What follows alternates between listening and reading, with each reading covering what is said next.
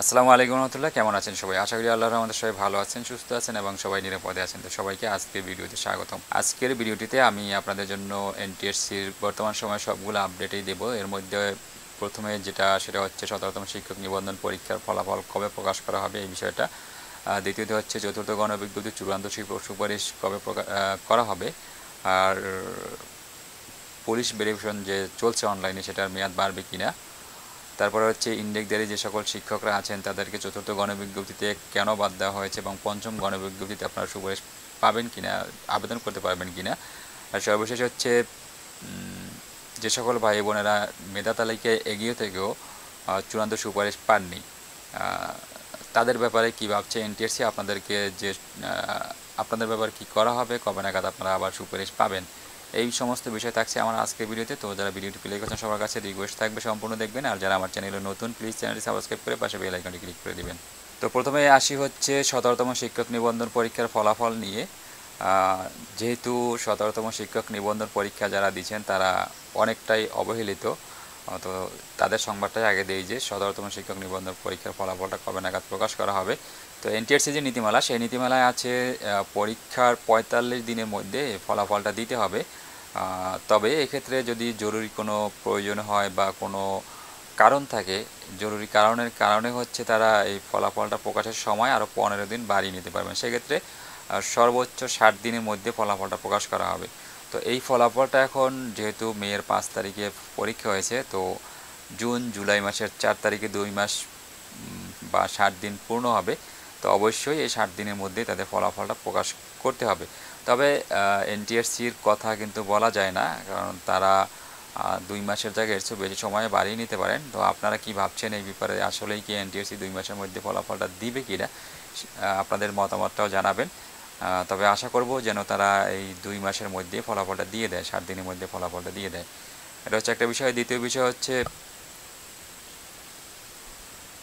চতুর্থ গণবিজ্ঞপ্তির চূড়ান্ত সুপারিশ সেটা কোন মাসে করা হবে এবং বিরল ফরমের পূরণের সময় বাড়বে কিনা। তো আপাতত বিরল ফরমের সময় আর বাড়ছে না, সেটা বাড়ার কোনো সম্ভাবনা নাই।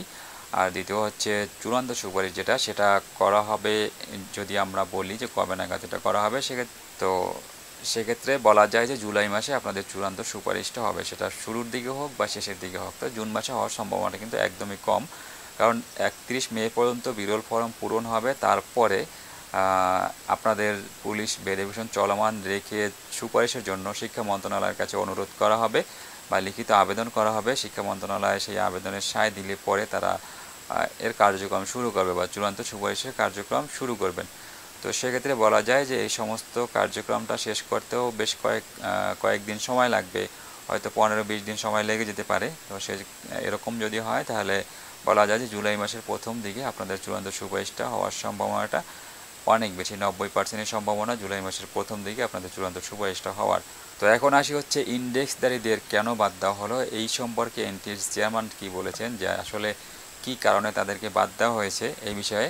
তো তিনি যেটা বলছেন যে ইনডেক্সধারীদের যেহেতু মার্কস অনেক বেশি বা মেধা তালিকায় তারা অনেক এগিয়ে, তো এই চতুর্থ গণবিজ্ঞপ্তিতে বা অন্যান্য গণবিজ্ঞপ্তিতে যদি ইনডেক্সধারীদের সুযোগ দেওয়া হয় আবেদন করার, তাহলে দেখা যাবে যে নতুন যে সকল নিবন্ধনধারী আছে বেকার, তাদের চাকরি হবে না, না হওয়ার সম্ভাবনাটাই বেশি, যেটা আমরা বিগত গণবিজ্ঞপ্তিগুলোয় দেখছি। এবং যে শিক্ষা প্রতিষ্ঠানে শূন্য যে পদগুলো, সেই শূন্য পদগুলো পূরণ হবে না, এটাই তিনি বলছেন যে তার এই কারণেই হচ্ছে ইনডেক্সধারীদের আবেদন করার সুযোগ দেওয়া হয়নি।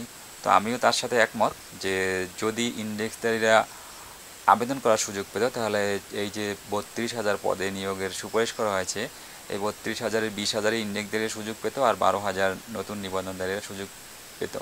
তো এটা একদিক থেকে ভালো হয়েছে। তবে এরপরেও প্রশ্ন থেকে যায় যে আসলে কি শিক্ষকের যে শূন্যতা, সেই শূন্যতা পূর্ণ হয়েছে কিনা। যে পদ্ধতিতে তারা সুপারিশ করেন, যেহেতু 70,000-এর বেশি পদের জায়গায় তারা 32,000 সুপারিশ করছেন, তাহলে আসলে কি শিক্ষকের যে শূন্য পদ সেটা পূর্ণ হয়েছে কিনা, এটা কিন্তু প্রশ্নটা থেকে যায়। এর একটা বিষয়। আর একটা বিষয় হচ্ছে যেহেতু ইনডেক্সধারীদের আবেদনের সুযোগ তারা বন্ধ করেছে, এনটিআরসি নীতিমালায় আছে যে ইনডেক্সধারী বা এমপিওভুক্ত শিক্ষক যারা থাকবেন তাদেরকে বদলির ব্যবস্থা করার বিষয়টা, এটা কিন্তু স্পষ্টভাবে উল্লেখ করা আছে, এই নীতিমালায় এটা আছে, তাদের বদলির ব্যবস্থা। তো যদি তাদেরকে সুপারিশ আবেদন করার সুযোগ না দেওয়া হয়, তাহলে এক্ষেত্রে অবশ্যই আগে হচ্ছে তাদের বদলির ব্যাপারে ব্যবস্থা করে তারপরে আবেদনের সুযোগ থেকে বঞ্চিত যদি করা হতো, তাহলে সেটা সবার জন্যই ভালো হতো। তাহলে এই বিষয়টা নিয়ে আর কেউ সমালোচনা করতো না। তো এটা হচ্ছে বিষয় যে ইনটেকদেরকে বাদ দেওয়ার আগে তাদের বদলির ব্যবস্থাটা করলে সেটা সবচেয়ে উত্তম হতো। কারণ দেখা যায় যে 12-13 হাজার টাকা বেতনের জন্য তারা এক একজনে, অনেক শিক্ষক আছেন তারা দেখা যায় বাড়ি হলো খুলনা, তারা চাকরি করেন রংপুর, সিলেট, মানে বাড়ি থেকে বহু দূরে গিয়ে তারা চাকরি করেন, বাংলাদেশের এক প্রান্ত থেকে অন্য প্রান্তে গিয়ে চাকরি করেন। তো এই 12-13 হাজার টাকা বেতনের জন্য এত দূরে গিয়ে চাকরি করা, এটা সারা বছরে দেখা যায় তারা 1-2বারের বেশি বাড়িও যেতে পারেন না, এরকম একটা অবস্থার মধ্যে তাদেরকে পড়তে হয়। এই জন্যই হচ্ছে তাদের বদলির ব্যবস্থাটা করা একান্ত জরুরি। তো সর্বশেষ যে বিষয়টা সেটা হচ্ছে যে যে সকল নিবন্ধনধারী ভাই বোনেরা চতুর্থ গণবিজ্ঞপ্তিতে মেধা তালিকায় এগিয়ে থেকেও সুপারিশ পাননি, তাদের বিষয়ে কী ভাবছে এনটিআরসি। তো এনটিআরসি চেয়ারম্যান এই বিষয়ে যেটা বলছেন যে তাদের কাছে এই রকম আবেদন পড়ছে হচ্ছে 100-র মতো আবেদন তাদের কাছে জমা পড়েছে। এই বিষয়টা নিয়ে আগেও জানানো হয়েছিল, যাদের এরকম সন্দেহ আছে বা যারা প্রমাণ করতে পারবেন, যদি কেউ এরকম প্রমাণ করতে পারেন, একদম তথ্য প্রমাণ দিতে পারেন, তাহলে তাদেরকে এনটিআরসিতে অভিযোগ করার জন্য বলা হয়েছিল। তো এরকম অভিযোগ তাদের কাছে 100-র মতো অভিযোগ জমা পড়ছে। তারা এর মধ্যে কিছু অভিযোগ যাচাই বাছাই করছেন, আর কিছু অভিযোগ এখনও যাচাই বাছাই করা হয় নাই।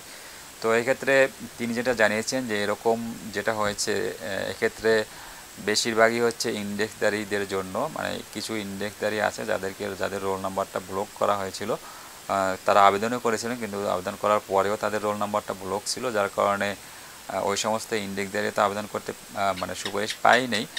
সাথে হচ্ছে দেখা যায় একই রোল নাম্বার বিভিন্ন প্রার্থী থাকে, এই জন্য হচ্ছে অনেকে ইন্ডেক্সধারীদের সাথে নাম্বার মিলে যাওয়ার কারণেও অনেকে সুপারিশ পায়নি। এটাও তিনি বলেছেন যে এরকম আছে অনেক। আর যেগুলা এরকম আছে যে আসলেই মেধা তালিকায় এগিয়ে থেকেও তারা সুপারিশ পায়নি, এরকম যারা প্রমাণিত হবে তাদেরকে তারা সুপারিশ করবেন। তবে কবে নাগাদ সুপারিশ করবেন এই বিষয়ে যখন তার কাছে জানতে চাওয়া হয়েছে, তাহলে এক্ষেত্রে তিনি একটা সুসংবাদ দিয়েছেন আপনাদের জন্য যারা এরকম আছেন, সেটা হচ্ছে যে আপনাদের সুপারিশ করবেন, নতুন করে প্রতিষ্ঠানে সুপারিশ করা হবে। তো আপনাদের জেলা অথবা উপজেলায় আপনার বাড়ির আশেপাশে প্রতিষ্ঠানে সুপারিশ করার তারা চেষ্টা করবেন যদি শূন্যপদ থাকে। আর সেটা করবেন হচ্ছে তারা চাচ্ছেন বিরল ফরম যে পূরণের সময়টা আছে 31 মে, এই 31 মের মধ্যেই তারা হচ্ছে চূড়ান্ত সুপারিশটা আপনাদের জন্য সুপারিশ করা কোনো না কোনো শিক্ষা প্রতিষ্ঠানে যারা এরকম প্রতারিত হয়েছেন তাদের ব্যাপারে মে মাসের মধ্যেই সুপারিশ করতে চাচ্ছেন। যদি সেটা না হয় তাহলে হচ্ছে এই যে চতুর্থ গণবিজ্ঞপ্তির চূড়ান্ত সুপারিশটা করা হবে, এই চূড়ান্ত সুপারিশের করার মধ্যেই এই সময়ের মধ্যেই হচ্ছে আপনাদেরকেও নতুন কোনো প্রতিষ্ঠানে সুপারিশ করা হবে, এটা কিন্তু এনটিআরসি চেয়ারম্যান জানিয়েছেন। তো এই ছিল হচ্ছে মোটের উপরে কয়েকটা বিষয় নিয়ে আমার আজকের আলোচনা, আর এগুলোই ছিল বর্তমান সময়ে এনটিআরসির যে মূল টপিকগুলো আছে তার আপডেট।